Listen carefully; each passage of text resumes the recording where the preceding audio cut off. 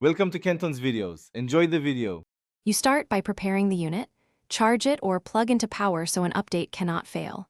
Then connect your Garmin to the computer with the OEM USB cable. Unlock the device if a prompt appears. Install Garmin Express now because it manages firmware, maps, and backups. Once installed, open it and let it detect your device. This is how the app reads current software and queued updates, which prevents mismatched versions and lost settings.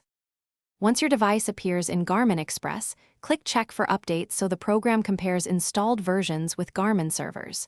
You'll typically see firmware and map packages. Click Download and watch progress.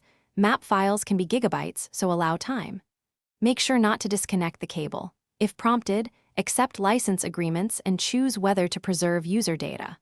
Once installation starts, the device may reboot. Let it finish all cycles before using the unit to ensure integrity. After updates finish, safely eject the Garmin from the computer and reboot it, then check settings or about to confirm new versions.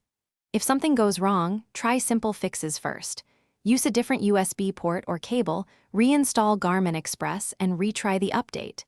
If the device won't boot, perform a soft reset per your model instructions and restore from the backup you made earlier. For persistent errors, gather device logs and contact Garmin support so they can diagnose corrupt files or hardware issues. Thanks for watching. Consider subscribing if we helped you.